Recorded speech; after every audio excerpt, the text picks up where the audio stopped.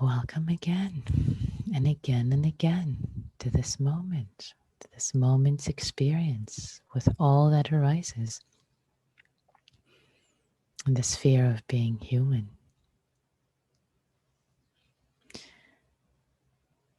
So, continuing our exploration with feeling tone, Vedana, which is the second foundation of mindfulness, the second foundation of mindfulness, and a very important teaching.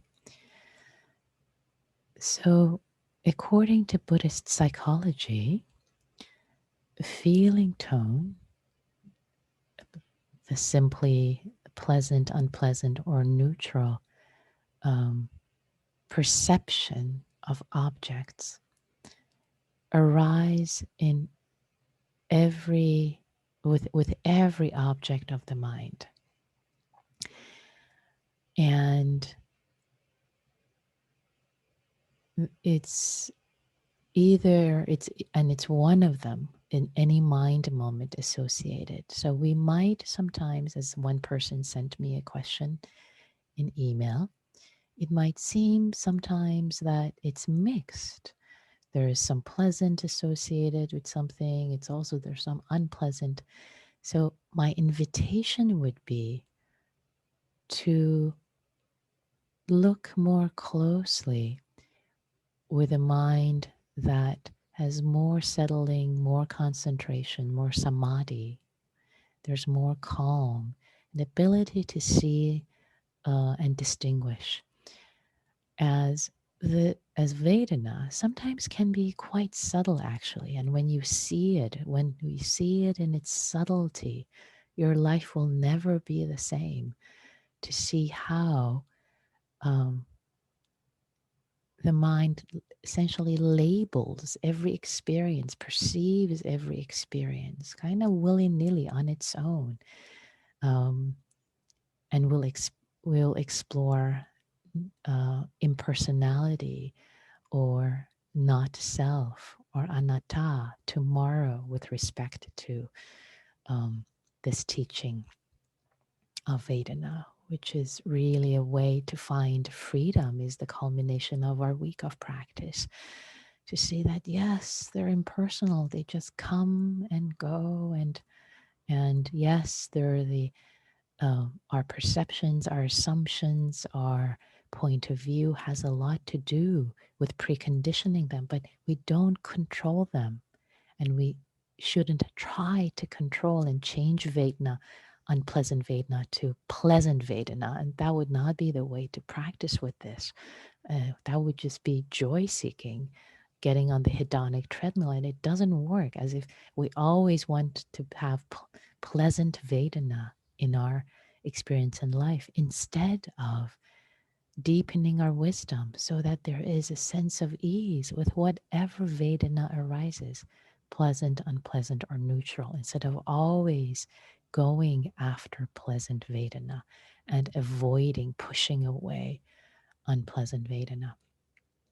So coming back to the thread of the teachings in Buddhist psychology and in Abhidhamma, especially in the higher teachings, that there is a Vedana in every moment of experience with every object. It could be subtle, and also it might be neutral. If it's neutral, we may not notice it. It's harder to notice neutral versus unpleasant or pleasant, as I've mentioned before. If you notice the lack, if you don't notice the Vedana within the experience, notice, is it pleasant? No. Is it unpleasant? No. Oh, maybe then it's neutral. That's one way to tell neutral.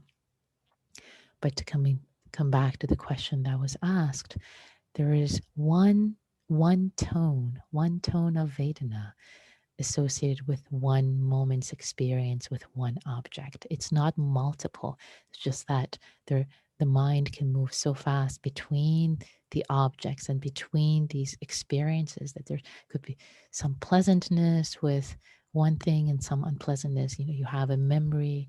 Oh, it brings some sadness, unpleasant Vedana. And then, oh, but it's bittersweet. Oh, there's some pleasantness. It was a lovely memory. So unpleasant, unpleasant, unpleasant, so going back and forth.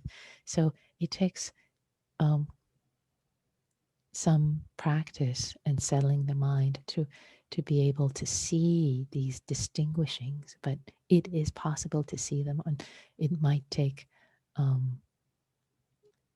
more samadhi, concentration, and settling of the mind to see these finer nuances. So, what I'd like to continue to explore today is what I'd like to explore today is the teaching on the dependent origination. Um, and the instruction that I shared, which is to notice the first moment of arising of Vedana, of pleasant or unpleasant, the arising of Vedana always precedes the noticing of liking or dislike. And if we can notice the Vedana, the pleasant, unpleasant, or neutral, before reactions, justifications, projections happen, we can actually have freedom in the midst of them. So let me put up for you to see the wheel of dependent origination. I'll put up a graphic. Let's see if this works. Here it is. And I'll also describe it for those who would be listening to the audio Dharma alone. So on the screen, you should see the 12 links of dependent origination, dependent arising. And as you might have heard, dependent arising, dependent origination, different ways, is translated. Paticca samuppada is the Pali word. Dependent arising is a long and often complicated teaching, and much longer for the minutes that we have left. The part I would like to bring your attention to is on the lower part of this circle. So the idea here is that by craving, attachment, becoming, clinging, we take birth and death, and the cycle of suffering continues. And this could be interpreted either as a multi-life model, past lives, present lives, or present life model, just one life model, so that when we have contact, here down below is contact with an object, when the six senses, bottom right, when the six senses, one of the six sense doors, the mind door being one sense door in Buddhism besides the five, the usual five, when it makes contact with any object, feeling tone arises. Down here is Vedana. And from that feeling tone, then, if we don't see and notice it, then craving arises. And craving, tanha is the Pali word, often translated also as thirst. And I like thirst because there is this sense of thirst. Oh, really, this physical, this embodied feeling of being thirsty, of I want it. Oh, it's unpleasant. Oh, I don't want it. Make it go away. Oh, it's pleasant. I want it. And then attachment or clinging is the next step of the dependent origination that arises. Attachment, upadana. There's a sense of it's really we solidify, we really hook up, we cling to it, we close our wrist. Craving is a thirst. So the thirst arises, and then we uh, collapse um, our wrist, our hand, our fist, and we just really attach to it. And then we become this being who doesn't like something or loves something or hates something. We become in this life, in this one life model. And then we take birth as a person who does not like this, hates this, suffers, etc., etc. And so the wheel continues, even in the one life model. So what's significant here is that yes, there are many places where this going round and round could be broken. However, it is taught in the classic teachings that the place that is easiest to break the cycle of suffering, the cycle of dependent arising, is right here between feeling tone and craving, between tanha, between vedana, noticing pleasant, unpleasant, neutral, and before it becomes thirst, before it becomes thirst. So this right here is the easiest way, is the best way to notice, and because we usually notice it when, well, either we don't notice, we become, and we take birth in this new birth of greed, hatred, and delusion, which are the roots of all this. But we usually notice much later when it's all solidified into attachment and becoming. But if we can notice earlier, and um, and when you start to notice it, you'll see Vedana everywhere. You'll see it everywhere. At first, you don't see it at all, but then it just pops up everywhere, as in rapid fire. It's you start noticing how the mind is labeling so many experiences with Vedana, with feeling tone. So, um, so for those of you who've asked how to find a copy of this, if you just search on the web for images of dependent arising, different images will come up, and this is one of them. So, a couple of more words to say that evolutionarily, in many ways, we can consider that Vedana, this feeling tone, valence, has been developed as a shortcut, evolutionary shortcut, to fight or flight, for example. However, let's acknowledge and be aware that the way we have evolved, evolution, the best evolution wants us to live long enough to pass down our genes. It's not interested in our happiness or unhappiness. Hence, for example, we all have, as human beings, we all have the negativity bias. We're more attuned to what's negative in the environment than what's good in the environment.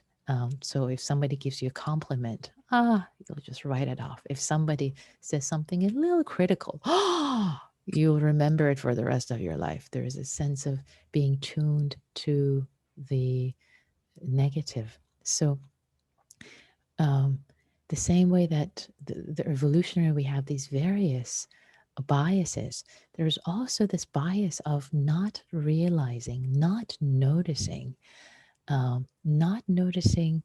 Vedana when it comes up, and just shortcut to reaction. I don't like it. I don't like what this person said. In the reactivity. Oh, it's just unpleasant. It just arises. Holding it with ease is just unpleasant. It's just pleasant. And not to be a marionette, this doll that's has strings attached to its body and it's being pulled this way and that way by all these feeling tones. There are so many of them. They're um, so for us to actually by contemplating feelings, feeling tone, it gives us an opportunity to bring our conditioning back to our conscious awareness. So, in this way, Buddha's teachings really show us in a brilliant way the underpinnings of our psychological views. And when you see what's beyond them, you see when you see how the sausage is made, you can go beyond. So, my invitation for today is if you would notice when